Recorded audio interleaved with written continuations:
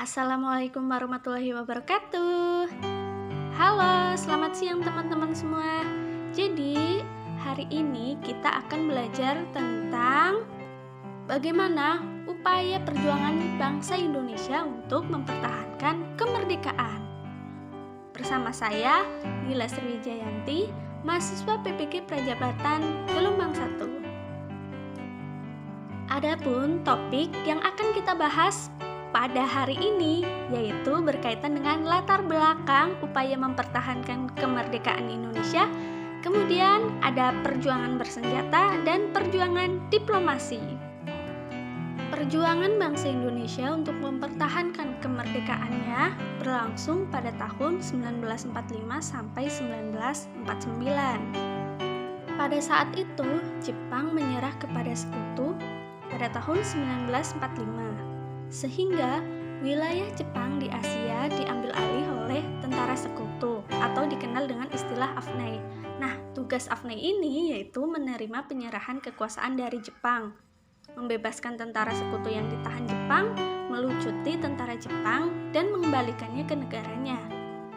Namun, pada tanggal 24 September 1945, Sekutu datang ke Indonesia diboncengi oleh NIKA atau tentara Belanda.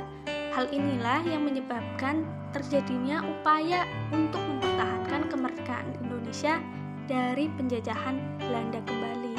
Dilatar belakangi oleh tentara Sekutu yang datang ke Indonesia diboncengi oleh tentara Belanda, menyebabkan bangsa Indonesia berjuang kembali untuk mempertahankan kemerdekaannya.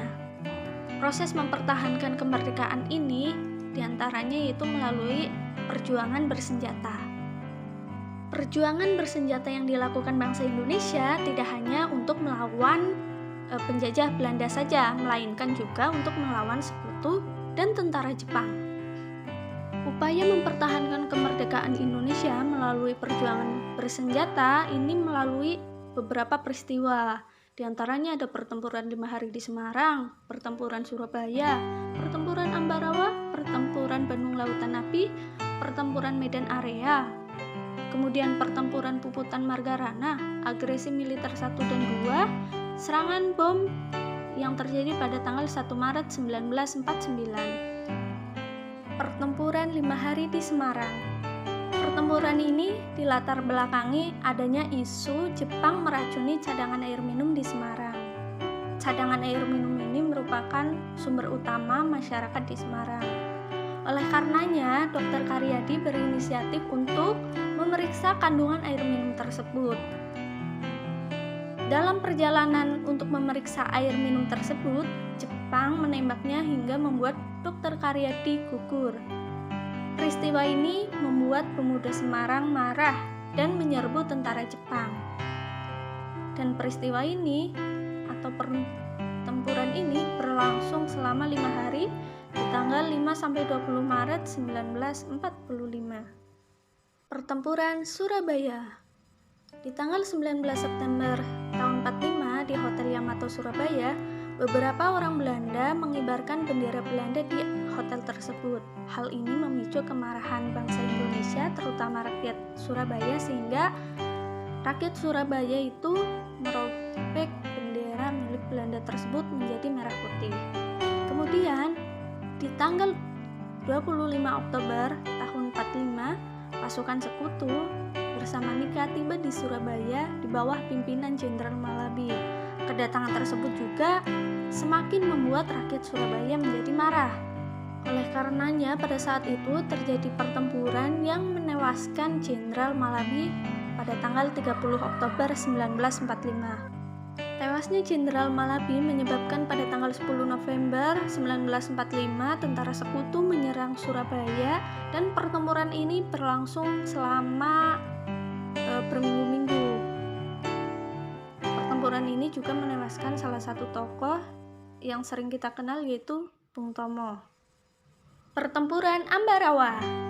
Pertempuran ini dilatar belakangi oleh datangnya Sekutu yang mengikut sertakan tentara NIKA ke Semarang. Nah, kedatangan Sekutu ini bertujuan untuk membebaskan tentara Belanda di Semarang. Akan tetapi, pembebasan tentara Belanda di Semarang ternyata dipersenjatai oleh sekutu. Hal ini memicu kemarahan dari warga Semarang atau rakyat Semarang. Oleh karenanya, di tanggal 12 Desember, pasukan Indonesia menyerang sekutu di Ambarawa yang dipimpin oleh Jenderal Sudirman. Di tanggal 15, tentara sekutu berhasil dikalahkan oleh pasukan Indonesia. Medan Area.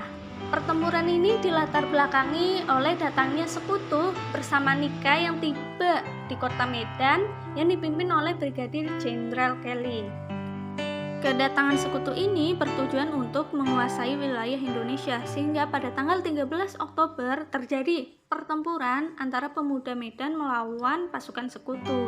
Nah, puncak dari pertempuran Medan Area ini terjadi pada tanggal 18 Desember 1945. Pertempuran Bandung Lautan Api.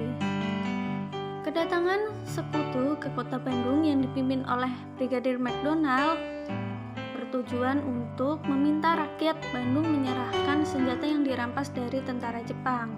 Tuntutan ini tidak dihiraukan oleh rakyat Bandung sehingga menimbulkan bentrokan antara rakyat Bandung dengan sekutu.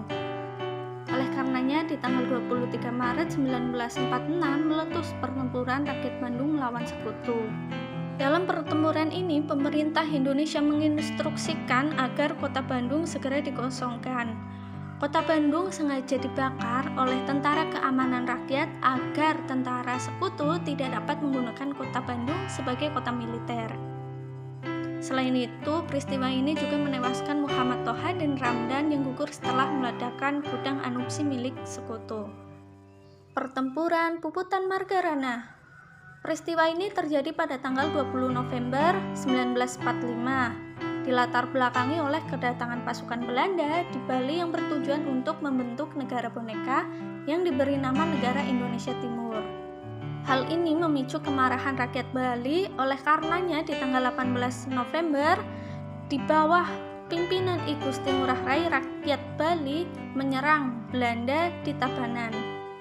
Pasukan I Gusti Ngurah Rai juga melakukan puputan, yaitu perang habis-habisan. Dan pertempuran ini berakhir dengan gugurnya I Gusti Ngurah Rai beserta 96 anggota pasukannya. Agresi militer Belanda 1 dan 2. Agresi militer Belanda ini dilatar belakangnya itu terjadi karena bangsa Belanda ingin mengambil haknya kembali di Indonesia. Dan agresi militer 1 ini terjadi pada tanggal 21 Juli 1947, sementara agresi militer Belanda 2 terjadi pada tanggal 19 Desember 1948. Serangan umum 1 Maret. Peristiwa ini terjadi pada tanggal 1 Maret 1949 di kota Yogyakarta. Tujuan dari serangan ini yaitu untuk menunjukkan kepada dunia internasional bahwa Indonesia mampu mempertahankan kemerdekaannya. Penyerangan 1 Maret ini ditujukan untuk Belanda di Yogyakarta karena pada saat itu Belanda menduduki kota Yogyakarta, dan serangan ini berlangsung dalam waktu singkat selama 6 jam, di mana TNI berhasil menduduki kota Yogyakarta. Keberhasilan ini mematahkan propaganda Belanda yang menyebut RI itu tidak ada. Selain perjuangan bersenjata, bangsa Indonesia juga berjuang untuk mempertahankan kemerdekaan Indonesia ini melalui perjuangan diplomasi. Perjuangan diplomasi ditujukan untuk memperoleh pengakuan dunia internasional mengenai kemerdekaan Republik Indonesia. Untuk memperoleh pengakuan dari dunia internasional, bangsa Indonesia berjuang melalui diplomasi. Nah, perjuangan ini melalui beberapa perundingan. Di antaranya ada perundingan Linggarjati, perundingan Renville, perundingan Rumroyen, kemudian konferensi Inter-Indonesia, dan konferensi Meja Bundar. Ya, demikianlah upaya bangsa Indonesia untuk mempertahankan kemerdekaan Indonesia melalui perjuangan bersenjata dan perjuangan diplomatik. Kemudian, adapun kesimpulan yang dapat dipetik dari materi ini yaitu jangan pernah melupakan sejarah para pejuang untuk mempertahankan NKRI hingga dapat berdiri kokoh seperti saat ini. banyak pengorbanan dan tumpah darah para pejuang. Karenanya, sebagai manusia Indonesia, wajib untuk mempertahankan negara dari berbagai ancaman, tantangan, hambatan, dan gangguan yang sering kita temui pada era sekarang ini. Akhir kata, terima kasih. Sampai bertemu lagi di pertemuan selanjutnya. Wassalamualaikum warahmatullahi wabarakatuh.